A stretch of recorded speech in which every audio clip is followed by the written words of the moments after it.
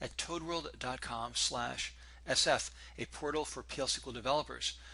Lots of resources for you here, most importantly from the standpoint of the lessons. Click on the demo zip link to download a script, a zip file containing thousands of scripts that I use in all of my trainings. Click on trainings, seminars, and presentations to access the PowerPoints behind these lessons. Make sure you're comfortable with the material covered in the previous lessons in this series. I've done an introduction on collections and then defining collection types, the data type needed to declare collection variables. Finally, a note regarding chicken and egg, what comes first? To show you the methods and how they work, I have to work with collection variables, which means I declare them, and you have not seen examples of each of the different types of collections yet. So if any of it's rough and you can't follow it, just stop and take a look at some of the other videos in the series, such as associative arrays and nested tables. But hopefully my explanations will make it clear enough. So, collection methods. The term method generally is used to describe procedures and functions that are defined in a class or an object type. And you invoke a method by attaching it using dot notation to the name of the type or class, or an instance of the class. This is different from procedural approaches in which you call a procedure or a function and you pass arguments to it. So, collection methods are procedures and functions attached to a collection variable. And what's interesting about this is it was the first introduction of object-oriented syntax in PL SQL, way back in Oracle 7.3.4. So to be clear about the difference here, a method approach versus procedural approach, let's take a look at the method versus procedure file. Here's a declaration of a variable based on a predefined collection type in the DBMS SQL package. Now the delete method, which I'm going to talk about in more detail shortly, is attached to the variable using dot notation. Procedural approach would be to call the delete procedure and pass it as an argument, the collection. So in PL SQL this is not what you do. Instead you attach the method to the variable itself and then it performs the operation on that variable collection. So that's the difference between a method approach and a procedural approach. So there are two sets of methods, those that retrieve information, those that change the contents of a collection. The count method returns the number of rows currently defined in a collection, just like select count star from a table. Exists returns true if the specified row or element is defined at the index value specified. First and last return the lowest and highest index values of the defined rows. They can actually be numbers or strings. So the lowest and highest defined index values. Next and prior move you to or return the next, the highest up, or the previous, the next lower index value that is defined in the collection. Limit tells you the maximum number of elements allowed in a V-array. So these are the different methods for retrieving information. Let's take a closer look. The count method is probably one of the most popular. It returns 0 if the collection is empty. Otherwise it returns the number of elements defined in the collection, the number of defined index values. So here's an example of calling the count method. Simply attach count with a dot notation to the variable name and it returns that integer value, 0 or higher, never negative.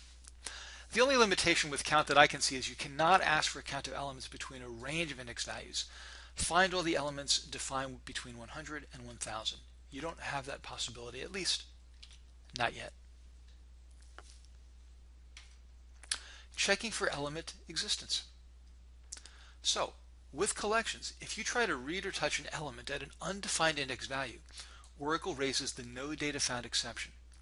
Now I think this is a bad decision on Oracle's part. They reuse the same exception for multiple circumstances, and I strongly suggest that you don't do that. In other words, if you do a select into with no row and no data is found, then Oracle raises the no data found exception. If you try to touch a row in a collection or an element in a collection at an undefined index value, Oracle raises the same exception. If you want to avoid raising this exception, you can use the exist method to check to see if the index value is defined. So, attach the exist method to the variable with dot notation, pass it the index value you want to find out about, and if it exists, then do whatever you're going to do, like display the value at that point in the collection. Let's take a look at an example. Now we're going to spend a fair amount of time with the PL/SQL loops file, looking at various ways that you can iterate through collections. But here's an example of the use of exists. I'm going from the first defined row, we're about to take a look at these methods as well, to the last. And before I try to access that variable or the element in that collection, I'm going to ask, does it exist? Now let's take a look at another file just to demonstrate what happens if you try to touch a row that does not exist and raises the no data found. So here's an example of declaring an associative array, table of strings, indexed by integer. There's my variable based on that type, and I populate it with 4 rows of information. Now, the main thing I want to show you here is the raising of no data found, so let's not worry about all the details. You'll see that in my separate lesson on associative arrays. But what I'm going to do is ask to show the value at location 2. Notice I've defined an element at index value 1, index value 3, index value 88, and so forth, but not at index value 2. So let's actually do 2 things. I'll try to display the value at index 1 and then 2. I run my script, and notice no data found at line 14. So it looks just like a select into error, but in this case I'm trying to quote-unquote select from a collection. Same error. But if we look at the output, notice it showed me the name of the person at index position 1. So that's the thing to watch out for. You might try to touch a row that doesn't exist or an element that doesn't exist, and Oracle raises no data found. The way to get around that is to first ask, does it exist? So for example, I can say,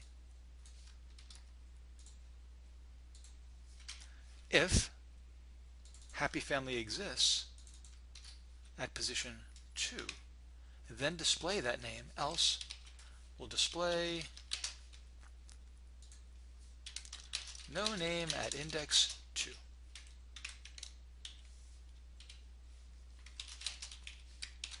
Now when I run this code, notice I no longer get an exception. I check to see if it exists. If it exists, I would display the name. Otherwise, I would display this string. And now when I look at my output, you can see that it took that branch of code. So there's an example of using exists to avoid the no data found exception. And let's save that for future use. So that's the exists operator, or exist method. Now, the most important methods are those that help you navigate through collections, because of course when you build a list of elements, you're likely going to want to move through those elements to perform certain operations, displaying them, moving the data from one collection to another, and so on. And in general, you can use all the different kinds of loops available in PL/SQL to perform the navigation: while loops, simple loops, for loops. But one of the questions will be figuring out which sort of loop to use depending on the characteristics of your collection. So that's what we're going to explore now. So choose the right loop. In general, you only want to use a for loop when you're iterating through every element between the low and high index values. In other words, go from first to last, go from 1 to count. But don't do conditional exits. That's the key thing with a for loop. When you're saying, I'm going to move through every element in my collection, do not have a conditional exit. Also, do not use with sparse collections. In other words, if I have an element defined at index position 1 and an element defined at index position 10 and nothing in between, a for loop is not a good match because I'll hit no data found exceptions. When I've got a sparse collection, when there might be gaps between my lowest and my highest, or if I want to conditionally exit from my loop, then I should use a while loop or a simple loop, otherwise known as an infinite loop. So let's take a look at navigation methods and the for loops, and then we'll take a look at the while and simple loops. So with for loops, it's pretty simple. You're going to use the count method when the first index value in the collection is 1. You use first and last when the first index value might not be 1. So let's take a look.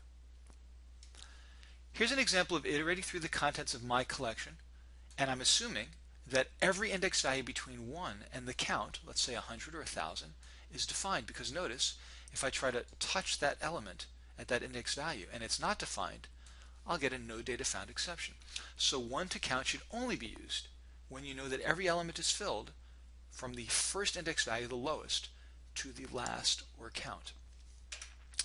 Now, if it so happens that your collection is densely filled, whoops, that's a typo. That should be first. My apologies. Let's get out of here. Let's fix that. Should be first. Back in we go. So in the second example, I'm saying that my collection may not start at 1. Maybe the first value, the lowest value in my collection, is actually 15. So this is a more general formulation. It does not make an assumption that the collection is filled from index 1, but it does assume that every element between first and last is defined. Otherwise, again, we'll raise the no data found exception. Notice the reference to the PL/SQL loop script. What I'm going to do is walk through the different kinds of navigation. Then we'll take a look at this file and explore the different approaches. So again, with sequentially or densely filled collections, you can use a for loop as long as you don't have conditional exits. Just go through every element in my collection. And the only question is whether you want to use one to the count or first to last. So navigation methods and while or simple loops. Now, you'll use a while or a simple loop if you have to conditionally exit from the collection, or more likely the scenario is that your collection is not sequentially filled. Not every element between first and last is defined.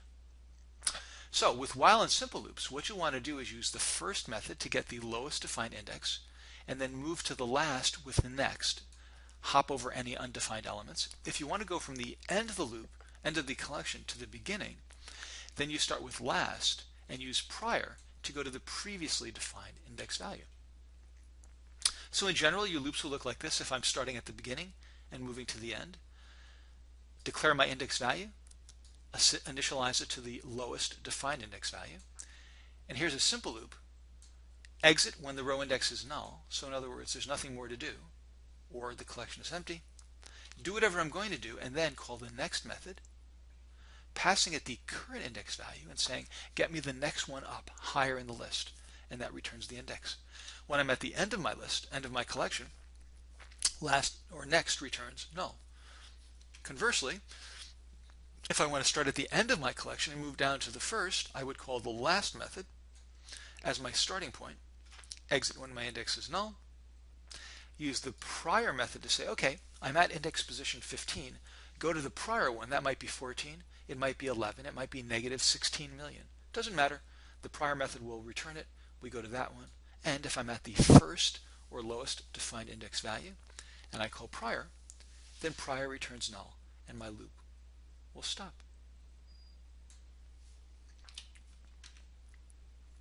So let's take a look at these different approaches to looping. So in PL/SQL loops, what I've done is create a procedure called show birthdays, and I pass in as an argument the second index value or second row number. Now what I've got inside my procedure is a list of dates. This is an associative array, table of dates, indexed by integer. And there's my variable based on that collection type. Now what I'm going to do is populate this collection with the two birthdays of my children. Chris, born in 72, Eli, born in 86.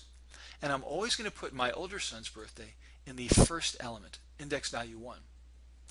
The index value for my second birthday, my younger son, is defined by the parameter value coming in, so it's not fixed, it's not necessarily sequentially filled. Let's take a look at all the different ways I can iterate through this collection. I could say, well, let's just go from first to last. That's assuming that my collection is sequentially filled, so I get the birth date for each element defined in my collection. But if second row is not equal to 2, then I'm going to say go from 1 to, suppose, let's say 15. And as soon as it tries to go to index value 2, it should raise a no data found exception. And notice I've trapped it there, and I display a message. Here's another approach I could take. Well, go from first to last, go from 1 to 15 or 1 to